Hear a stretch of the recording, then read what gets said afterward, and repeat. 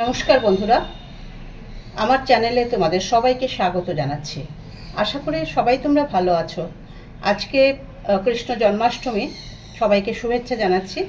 আর দেখো, আজকে আমি দুটো মিষ্টি জাতীয় জিনিস করছি। প্রথমে আমি একটুখানি সিমইয়ের পায়েস করব, যদিও আমি পুজো করি না, তাও আমি আজকে এই রেসিপিটাই করছি।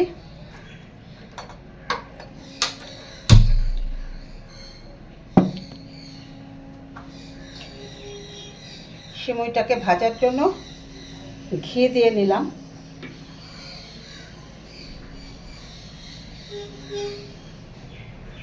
ঘিয়ের মধ্যে এই দেখো, আমি 500 গ্রাম দুধের জন্য তো খুব একটা বেশি দিইনি। এটা খুব সুন্দর করে ভেজে নেব। সিমইটা কম দিয়ে দুধটা একটু বেশি দিতে হবে, কেননা সিমইটা পরে ঘন হয়ে যাবে, দুধটাকে টেনে নেবে। একটু সুন্দর করে ভেজে নেব। সিমইয়ের সঙ্গেই আমি কয়েকটা কিশমিশ দিয়ে নিলাম। দেখো, লাল করে ভাজা হয়ে গেছে। এবারে দুধটা দিয়ে দেব।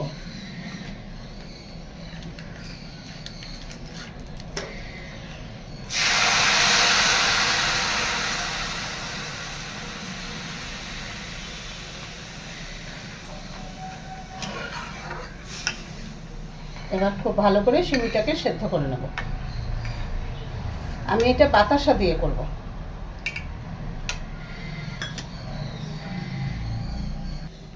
আমুলি 100 গ্রামের প্যাকেট থেকে আমি কিন্তু কিছুটা দিয়ে দেবো, বেশি লাগবে না। আমি কারণ পায়েসটা তো আমার বেশি না, কিছুটা দিয়ে নিলাম। এবার একটা গুলে নেব সুন্দর করে।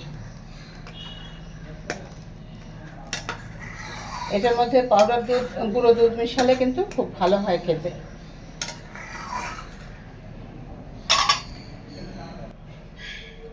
এবারে দেখো, আমি বাতাসা দিয়ে দেবো, কমিয়ে নিয়ে বাতাসা দেবো। অনেক সময় দুধটা কেটে যায় তো, আমি ছোট এক বাটির বাতাসা দিলাম। এটা কিন্তু আমার হয়ে এসছে। আর একটুখানি দুধ দুধ রাখতে হবে, না হলে একদম ঘন হয়ে যাবে। এটা দেখো হয়ে এসছে। ঠিক এইরকম দুধের মধ্যেই রাখতে হবে, কেননা না হলে একদম ঘন হয়ে শুকনো হয়ে যাবে। সিমই তো একদম শুকনো হয়ে যাবে। এটাকে আমি এবার ঢেলে নেব।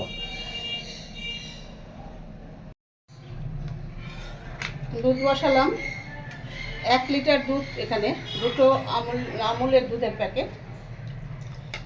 দুধটাকে আগে ছানা করে নেব।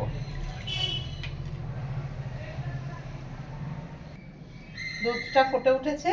এবারে আমি এই যে 2 চামচ ভিনিগার, 2 চামচ জল রেখেছিলাম, সেটা দিয়ে দিলাম।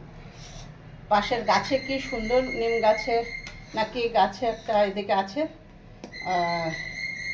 পাখি ডাকছে। দেখো, পাখির ডাক শোনা যাচ্ছে।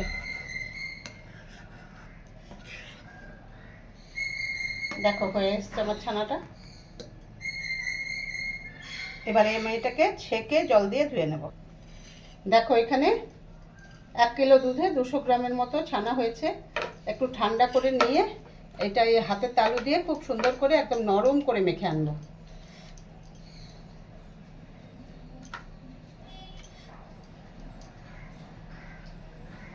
দেখো, ছানাটা একদম পালিশ করে এনেছি।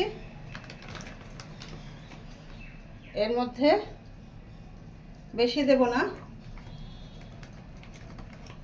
1 চামচই ময়দা দেব। আর তার মধ্যে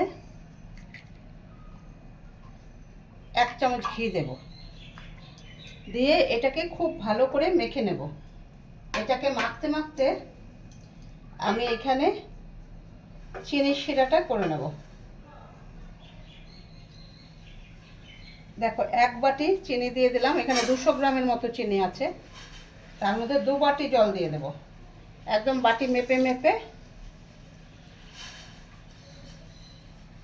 2 বাটি জল দিয়ে নিলাম। এবার ছানাটা মাখতে মাখতে এই চিনির শিরাটা করে নেব।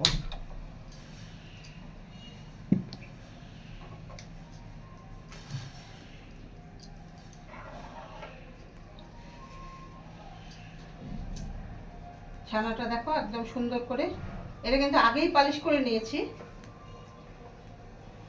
এখন এগুলো একটু মেখে নেব ভালো করে।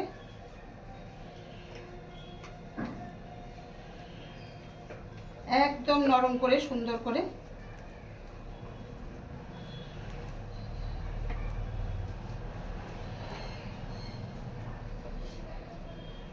কত পালিশ দেখো, কত পালিশ, একদম পালিশ কিন্তু।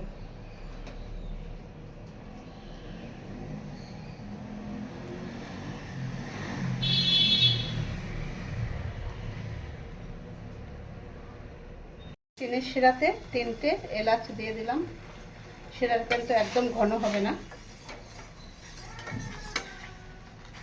আবার একদম পাতলাও থাকবে না।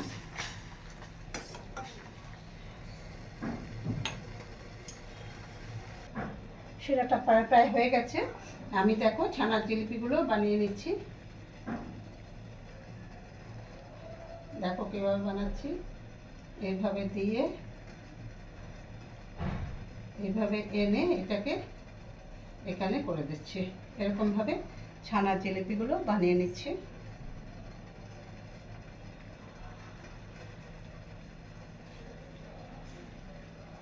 তোমরা আরো বড়ও করতে পারো।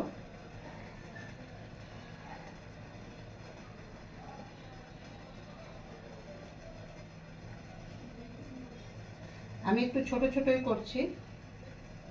এটা এখানে থাকছে, এটা এইখানে ঘুরে আসছে, আর এইটাকে এখানে লাগিয়ে দিচ্ছি, নাহলে খুলে যাবে। দেখো এটার মধ্যে সাদা তেল দিয়ে নিচ্ছি, জিলিপিগুলো ভেজে নেব।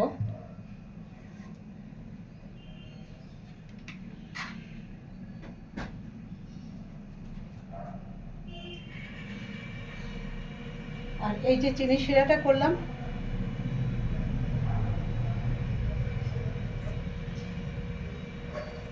চিনি শিরাটার মধ্যে আমি একটুখানি লেবুর রস দিয়ে নিলাম, এই 1 চামচের মতো।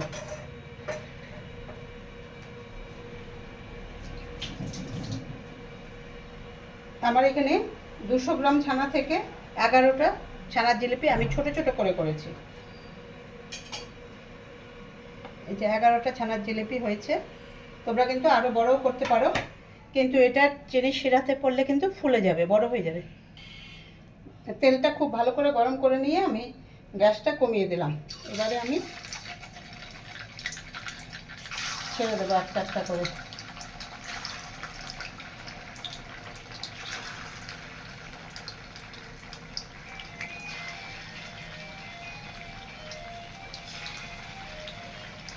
এবার সুন্দর করে লাল করে করে উল্টো পাল্টো করে 2 পিঠ সুন্দর করে ভেজে নেব। দেখো তেলে পড়ে এখনই কিন্তু ফুলে উঠছে। একদম লালচে করে সুন্দর করে ভেজে নেব।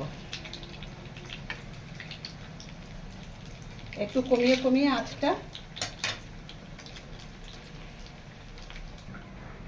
আমি একটা একটা করে তুলে একেবারে চিনির শিরায় দিয়ে দেবো। এবার লালচে করে ভাজা হয়ে গেছে। দেখো এরকম হয়েছে, আমি একেবারে চিনির শিরায় দিয়ে দেবো।